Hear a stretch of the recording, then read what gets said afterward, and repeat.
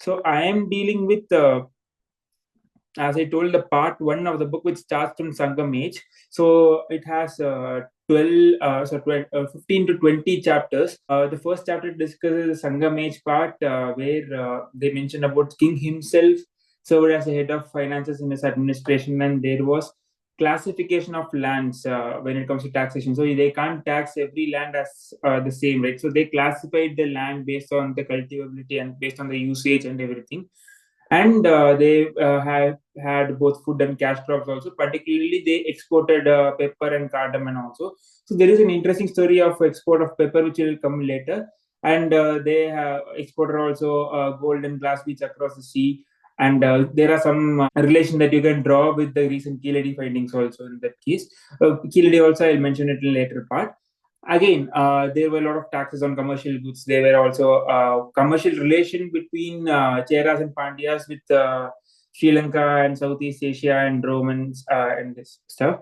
So there were a lot of important ports. One such port is Kaveri Pumpatnam, and particularly coin currencies. Interesting part is coin currencies. So the minting of coins was not only in the period of Cholas, but also in the very small kingdoms. For example, in Tirukoilur, Malayaman, and Sangam Vendan, like these kings, small kings also minted coins. And some coin currencies which were used in Tamil Nadu or Tamil region for that case, or a southern region, were also found in foreign countries like Sri Lanka, as well as in Southeast Asia, in Thailand, when from Southeast Asia. Even Tolkappiyam also some mentions about Idupurul and Padupurul like that. Now, very quickly telling about Pallavas.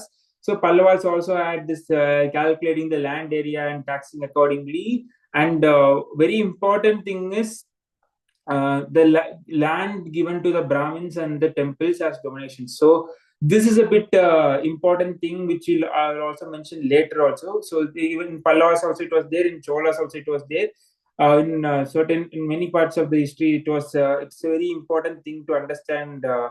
One of the reason why there was a big disadvantage in terms of progress. What was the biggest problem faced when it comes to progress of Tamil Nadu like that? So with that being said, like they also minted coins, with gold, silver, and copper, and particularly in Sangam age, if you see, there is a very much importance given to irrigation development. So I'm mentioning this because from Sangam age till British period means till the time when Arthur Cotton and other engineers, British engineers also engaged. So till that time, we can see this importance given to irrigation development and improving watering and cultivation in the region.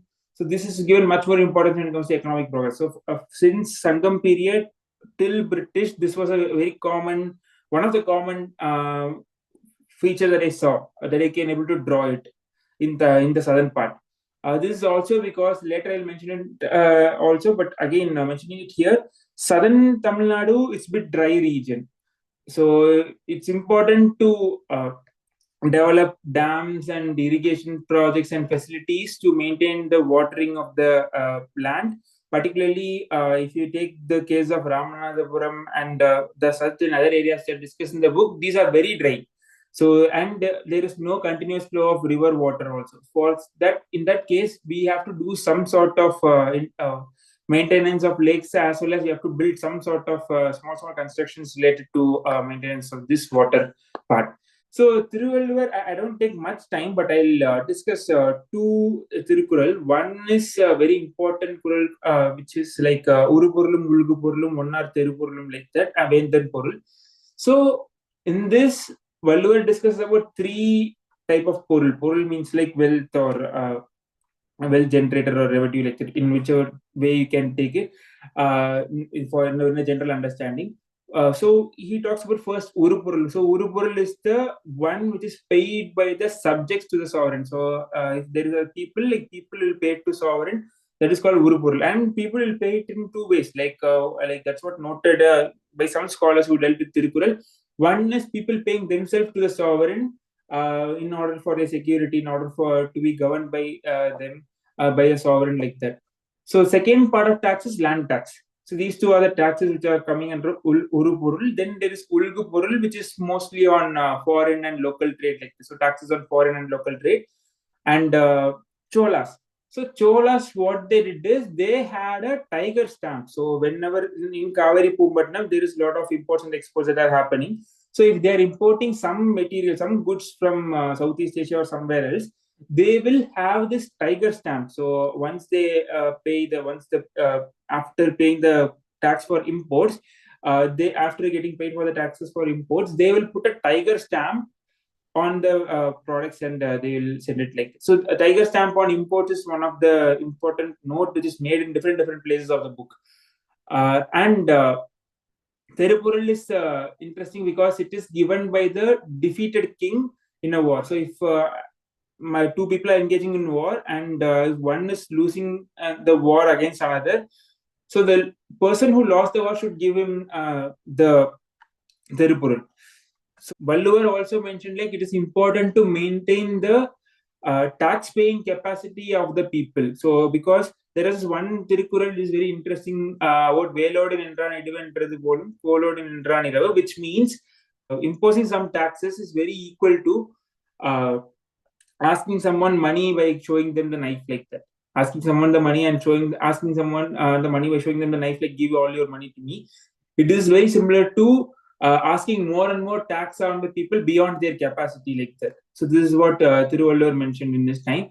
And also there is a lot of mentioning about public health maintenance, and there's also mentioning about education, importance of education in economic progress and everything.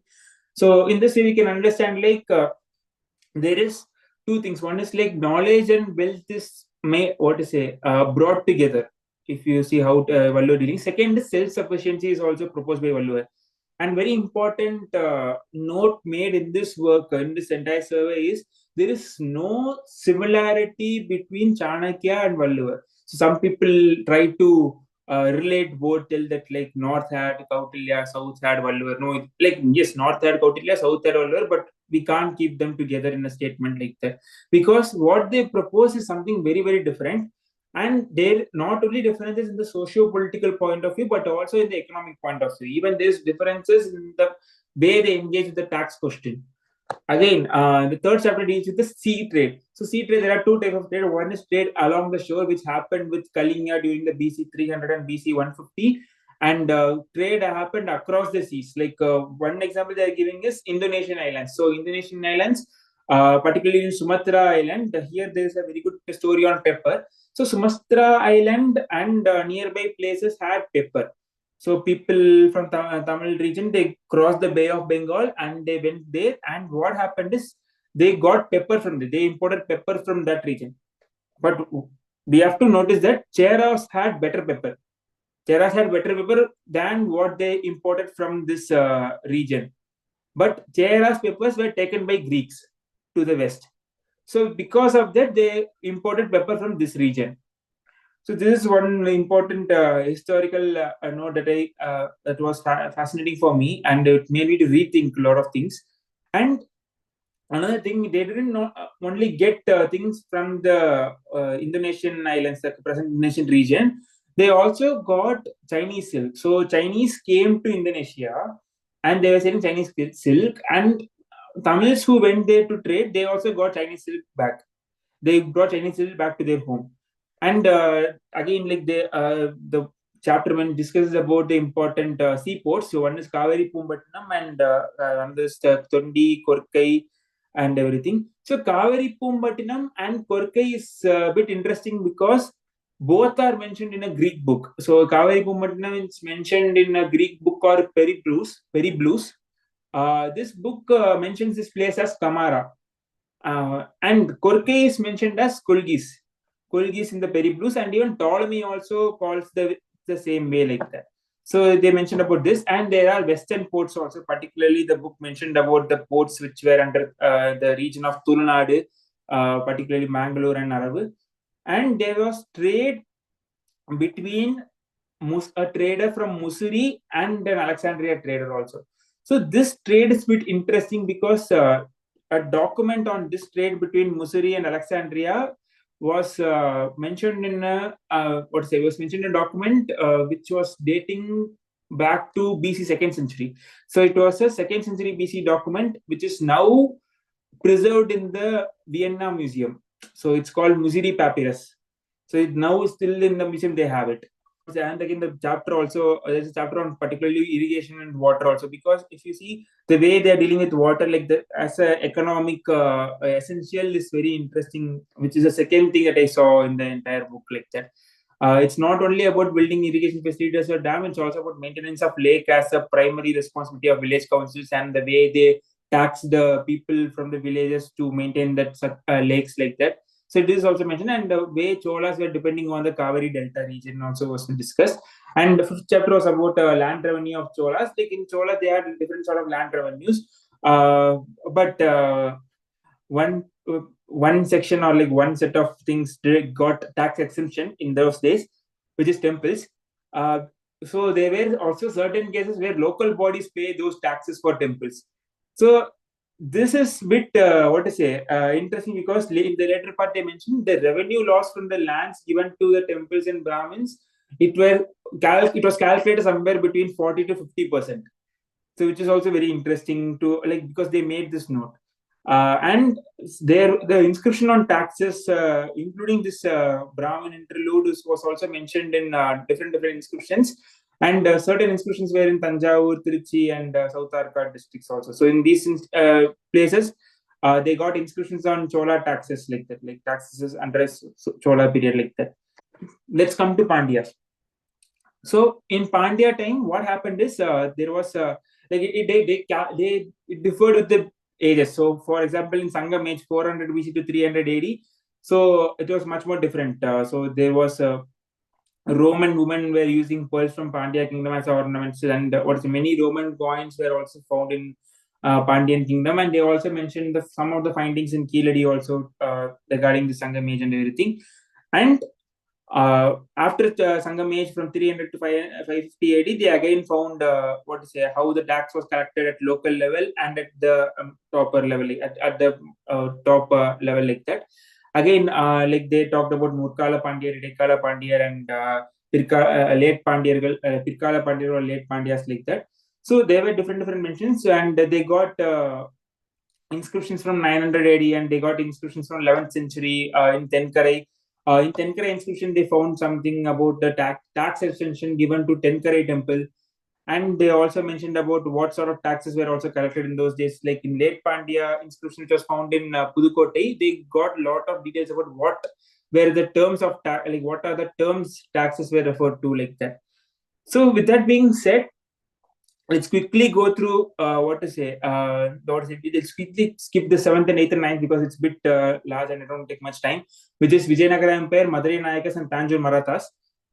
Jumping to Sedu Kings, they were ruling from Tiruvarur to Tirunelveli, and there was Muthu Vijay Raghunatha Sedupati, who brought Vellalas from Madurai to do the accounting under his administration, and he called like they were called as not Kanak, like that. So like that, they were doing a lot of things, and they had their own currency called Minnal Panam or Suri Panam, like that. And very important thing is they like the one person called Kudan Sedupati, like that person brought Vaigai waters to Paramagudi and Mudugalathur, like because he worked on some way, and he brought those waters to these regions because these were dry areas. And very important, another important note on trading is like it was French and Dutch who were involved in trading with Sedu kingdoms, and it's not just the countries or kingdoms from far places. It's also the countries and the kingdoms from the northern part.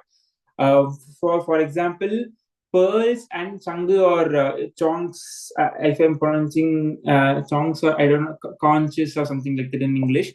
So these were sent to Bengal and North Kingdoms through a port called Devi Patnam.